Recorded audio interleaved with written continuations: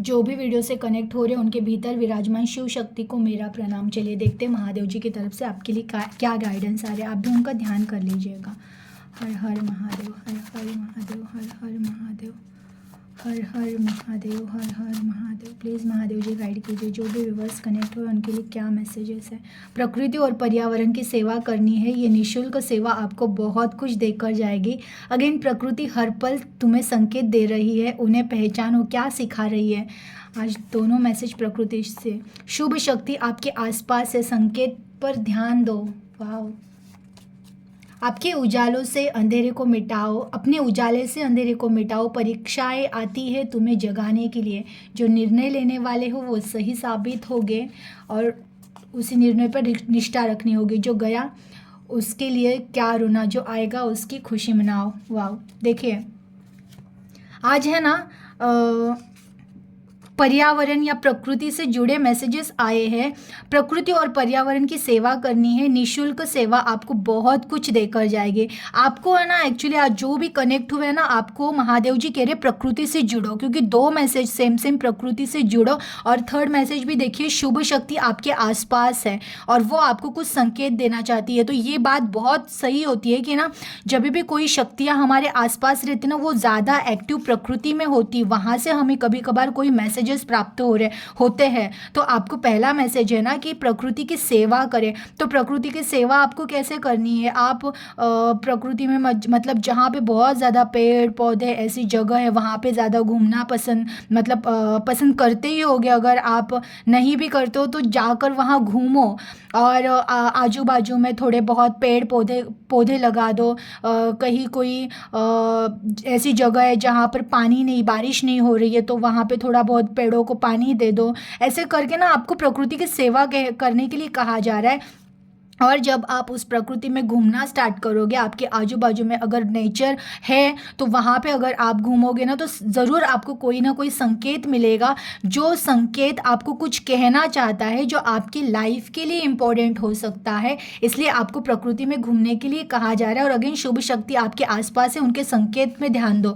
आपके आसपास ना कोई शुभ शक्ति घूम रही है तो वो आपको संकेत देना चाहती है, इसलिए आपको प्रकृति से जुड़ना है, वहाँ से ही कोई मैसेज आपको मिलेगा। अपने उजालों से अंधेरे को मिटाओ, परीक्षाएं आती है तुम्हें जगाने के लिए। अगर आपके लाइफ में कोई प्रॉब्लम्स चल रही है ना, तो बाबा कह रहे हैं कि देखिए तुम्हारे में ही वो उजाला है ना, कि ये जो अंधेरा छाया है ना आजू बाजू में वो वैसे ही मिट जाएगा। पर ये परीक्षाएं है, इसमें से तुमको हंसते हंसते निकल जाना है और तुम निकल भी जाओगे, क्योंकि तुम्हारे भीतर वो उजाला है। जो जिस दिन आपको अपने आत्मा का उजाला पता चल जाएगा ना, तो बाहर जो अंधेरा छाया हुआ है ना वो वैसे ही निकल जाएगा।